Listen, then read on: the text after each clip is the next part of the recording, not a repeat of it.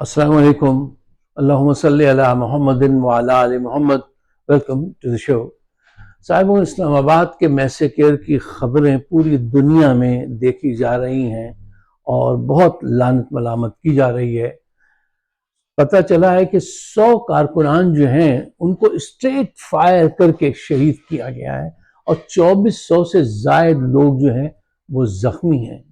صحیح فگر کیا ہے یہ شاید کچھ عرصے کے بعد پتہ چل جائے یا کبھی بھی پتہ نہ چلے. اس کی کیا وجہ ہے؟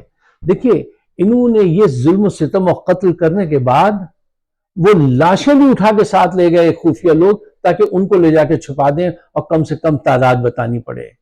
اچھا، قتل گاہ انہوں نے کیسے بنائی کہ وہ سڑک جہاں پہ جگہ جہاں پہ وہ سب موجود تھے اس کے چاروں اطراف بڑی بڑی بلڈنگز ہیں، اس کے اندر فوج نے اپنے رینجرز نے اپنے سپاہی بٹھا رکھے تھے اسنائپر جو تاک تاک کے لوگوں کو نشانہ کر رہے تھے. اب اندازہ لگائیے جہاں پہ ہزاروں لوگ موجود ہوں اور چاروں طرف سے فائرنگ شروع ہو جائے اسٹریٹ، تو کتنے لوگ جو ہیں وہ شہید ہوئے ہوں گے. اس کا اندازہ آپ خود لگائیے.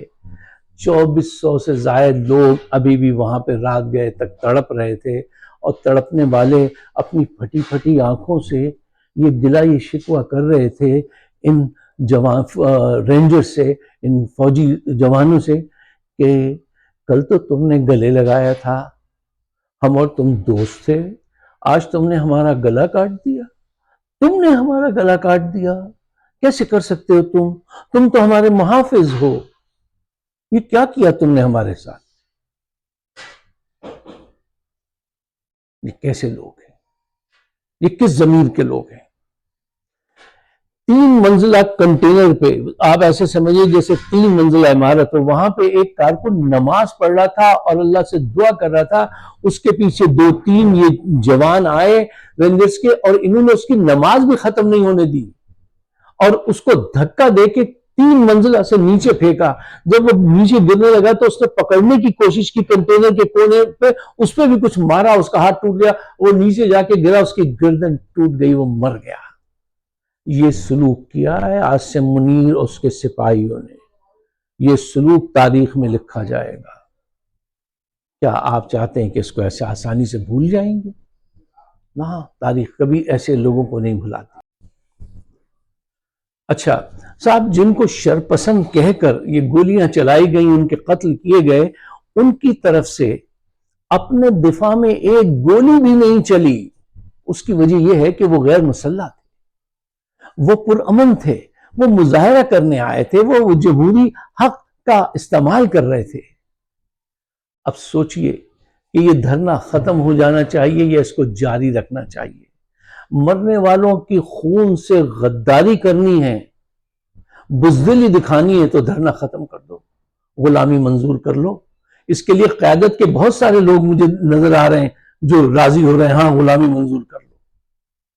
دیکھیے، جب انقلاب آتا ہے تو بڑی تبدیلی کی بات کرتے ہیں، اور آپ جب بڑی تبدیلی کی بات کرتے ہیں تو جو اقتدار پہ قابض ہوتا ہے وہ آرام سے اپنا اقتدار نہیں چھوڑتا اور کہتا ہے کہ ٹھیک ہے اب آئیے آپ نیا نظام آپ لے آئیے. نہیں، وہ 70 سال سے لوٹ رہے ہیں، عیش کر رہے ہیں. یہ ایلیٹ کلاس طبقہ پاکستان کا جرنیل اور کرپٹ پولیٹیشین، وہ آرام سے نہیں جانے دیں گے. جہاں جہاں انقلاب آیا ہے، جہاں جہاں بڑی تبدیلیاں آئی ہیں، جب فرسٹ لیئر کاٹ دی جاتی ہے تو سیکنڈ لیئر آتی ہے، وہ کاٹ دی جائے تو تھرڈ لیئر آتی ہے، پھر کہیں جا کے منزل آتی ہے. ایسے نہیں ہوتا ہے کہ آپ جو ہے فوراً اب گیو اپ کر دیں اور کہیں کہ نہیں ٹھیک ہے اب مفاہمت کی طرف چلو. یہ اس خون سے غداری ہوگی، یہ بڑی بے کسی اور ناقبت اندیشی ہوگی کہ اس موقع پہ یہ فیصلہ کیا جائے. محسن نقوی کو یہ پیغام ضرور دیجیے گا کہ تم نے بڑے غرور اور تکبر میں کہا تھا کہ تم 5 منٹ میں دونوں طرف سے اسٹریٹ فائرنگ کرا کے یہ جگہ خالی کرا لو گے. You claimed it and you did it. But wait now and see what Allah subhanahu wa ta'ala will do with you. انتظار کرو. اب پنجاب سے انشاءاللہ تعالی نوجوانوں کی، لوگوں کی ایک بڑی تعداد دوبارہ ڈی چوک کی طرف آنے کو تیاری پکڑ رہی ہے. وہ لوگ آئیں گے وہ اب جاگ رہے ہیں. ظلم و ستم کے بعد پورے پاکستان سے لوگ اور بڑی تعداد میں جاگیں گے. منظر بھوپالی کا شعر ہے کہ غیرت جہاد اپنی زخم کھا کے جاگے گی. غیرت جہاد اپنی زخم کھا کے جاگے گی. پہلا وار تم کر لو دوسرا ہمارا ہے.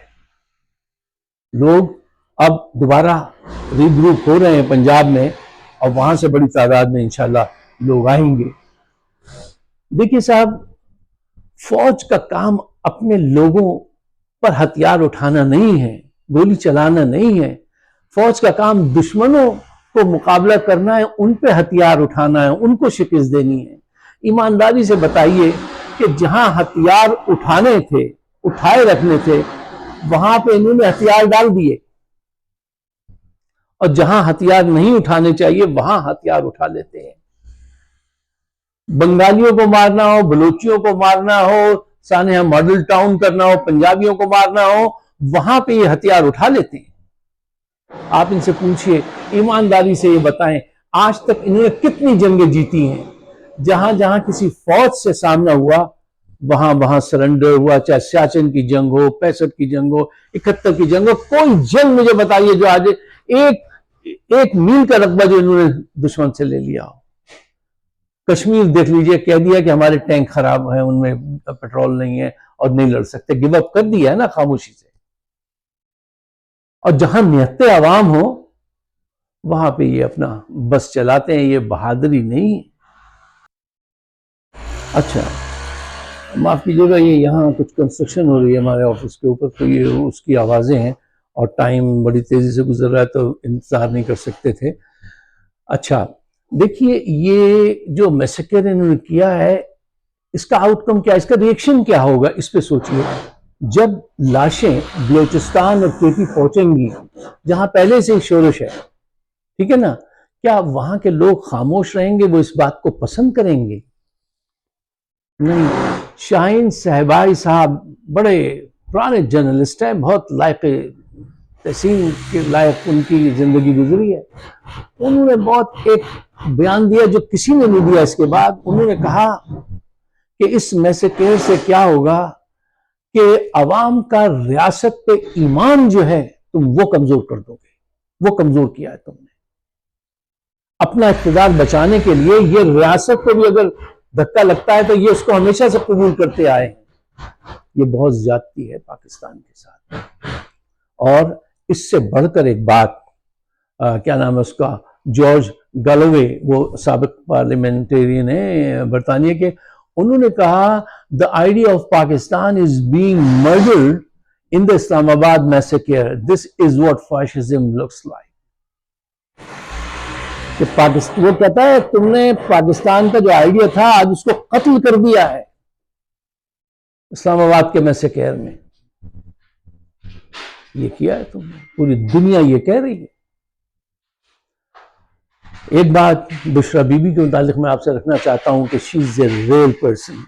آخری وقت جو رپورٹرز وہاں موجود تھے اس وقت، انہوں نے بتایا کہ وہ نہیں جانا چاہتی تھی، کسی صورت نہیں جانا چاہتی تھی. زبردستی ان کو بٹھایا گیا. وہ کہنے لگی میں اس گاڑی سے چھلانگ لگا دوں گی، میں نہیں جانا چاہتی ہوں. لیکن ان کو کس نے اتنا پش کیا اور وہ کس کا وفادار تھا؟ اس پارٹی کے اندر بہت غدار ہیں، بہت کمپرومائز لوگ ہیں. ان کو زبردستی وہاں سے بٹھا کے لے جایا گیا ہے. اور یہ ان کی عاصم منیر اور ہمنامہ کی پلاننگ ہے کہ ان خاتون کی وجہ سے بہت لوگ اٹریکٹ ہو رہے ہیں، بہت سامنے آ رہے ہیں، موٹیویشن ملتا ہے، ان کو یہاں سے الگ کرو. اور خدا جانے اس میں کس کس کا نام ہوگا، کس کس کا ساتھ ہوگا جس نے یہ سب ان کے ساتھ کیا ہے، ان کو وہاں سے نکلنے پہ مجبور کیا.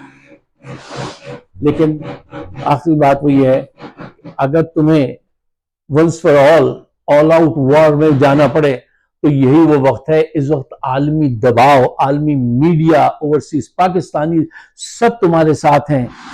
لوگ کہتے ہیں آپ کے لیے تو یہ بات بہت آسان ہے، آپ تو باہر بیٹھے ہیں نا کمفرٹ زون میں. یہ الزام وہ بالکل صحیح لگاتے ہیں ہم لوگوں پر کہ آپ تو بڑے کمفرٹ زون میں بیٹھے ہیں، آپ کہہ دیجئے کچھ بھی کہنا. یہ بات تمہاری صحیح ہے، میں بہت شرمندہ ہوتا ہوں یہ بات سن کر.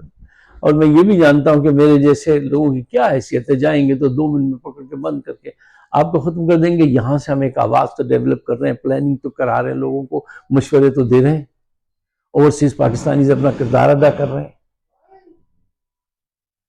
آپ اگر سمجھتے ہیں کہ اس دھرنے کو ختم ہونا چاہیے تو اس کا اظہار کیجئے, نہیں ہونا چاہیے تو اس کا اظہار کیجئے. میری بات اگر آپ کی سمجھ میں آتی ہے تو آپ اس کو دوسروں کے ساتھ شیئر ضرور کیجئے گا. میں پرو دھرنا ہوں بھائی, میں اس کے فیور میں نہیں. ہار نہیں ماننی, آگے بڑھنا چاہیے. کیوں یہ موقع پھر نہیں ملے گا, نہیں ملے گا, نہیں ملے گا, یہ صدیوں اس میں گم ہو جائیں گی. نیکسٹ سٹیپ ان کی یہ کریج ہوگی کہ عمران خان کو بھی قتل کرا دیں اور پھر آپ کو ایسے گولیاں مار مار کے گھروں میں بٹھا دیں. صدیوں کے لیے. پھر یہ دیکھ لیے آج عدلیہ نے کیا کیا, سو موٹو نوٹس کے لیے کہا تو وہ چیف جسٹس جو لائیں یہ اپنے پسند کے ججز لائیں, انہوں نے کہا نہیں ہم یہ کام نہیں کر سکتے, یہ سیاست کے کام ہے. ملک میں اتنا بڑا میسیکر ہو گیا, وہ کہہ رہے ہیں نہیں ہم کوئی ایکشن نہیں لیں گے. یہی سب اسی کام کے لیے کروایا تھا انہوں نے, 26ویں ترمیم اسی لیے کروائی تھی. آج وہ ان کے کام آ رہے ہیں, ان کے منڈر. ان کو کھاڑنا آسان کام نہیں ہے, بڑی قربانی دینی پڑے گی. اگر آپ اس کے لیے تیار نہیں ہیں تو پھر یہ آپ کا میدان نہیں ہے. پاکستان کو بچانا ہے, نظریہ پاکستان کو بچانا ہے تو پھر آگے بڑھنا ہوگا. مجھے اپنے خیالات سے نوازیے گا. آپ سب کا بہت بہت شکریہ. خدا حافظ.